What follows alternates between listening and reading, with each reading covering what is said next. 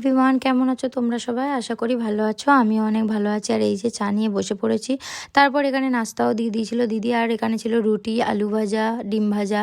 তো নাস্তা করে এখানে রান্নাঘরে এসে দেখি দিদি রান্না বসিয়ে দিয়েছে অলরেডি। আর এখানে মাছের মাথা দিয়ে ডাল রান্না করছিল, মাংস কষাচ্ছিল। আর তারপর ঘরে চলে এসে দেখি এখানে অনেকটা জামা কাপড় কাচা ছিল। তো সেগুলোকে আমি গুছিয়ে নিচ্ছিলাম, যেহেতু অগোছালো হয়েছিল চারিদিকে। আর এখানে বকবক করতে করতে গুছাচ্ছিলাম, কি বকবক করছিলাম সেটা মনে নেই এখনও, অনেক দিন আগে যেহেতু ভিডিওটা করা।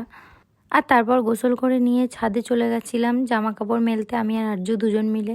আর গিয়ে একটু ছ্যাবলামো করছিলাম, ওখানে একটু ভিডিও করছিলাম, ফটো তুলছিলাম। আর আমার গলার ভয়েসটা ইগনোর করো, কারণ গলা ভেঙে গেছে অলরেডি।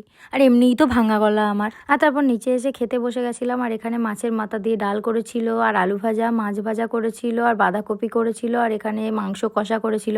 আর আজকে রাতেবেলা আমরা দুজন মিলে একটা রিস্ক নিয়ে নিয়েছিলাম, সেটা হচ্ছে পিঠে বানানোর। তো কোনো দিনও দিদিও বানায়নি, আমিও কখনো বানাইনি, মা বানাই দেখেছি।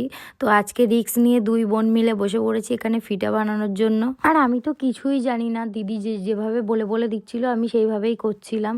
আর আমরা এসেছি, দিদি বলছে তোরা এসেছিস একটু পিঠে বানায়। আর আমরা এসে তো দিদির অনেকটা খাটনিও বাড়িয়ে দিয়েছিলাম। তারপর আর কি ছোট ছোট করে, প্রথমগুলো অনেক বড় বড় হয়ে গেছিলো, তাই দিদি বলছিল একটু ছোট ছোট করে বানা দুধ পুলির জন্য। আর বড় বড়গুলো যেগুলো হয়েছিল সেগুলো আমরা ভাপিয়েই খেয়ে নিয়েছিলাম। আর যেহেতু অনেকগুলো বানিয়েছিলাম, তো দিদি যেভাবে যেভাবে, আমি অতটাও ভালোভাবে বন্ধ করতে পারছিলাম না, এটা মুড়তে পারছিলাম না।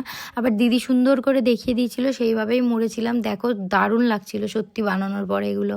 তারপর এই যে ভাপানো হয়ে গেছে দিদির। আর এখানে এবার দুধটা বানাবে। দুধটা বানানোর পর দুধের মধ্যে একটা একটা করে ছেড়ে দেবে, তারপর দুধ পুলি হয়ে যাবে রেডি।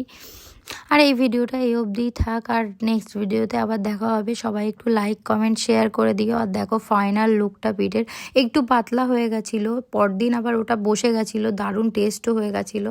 সত্যি ফার্স্ট টাইম অনেক মজা হয়েছিল, অনেক টেস্টি হয়েছিল।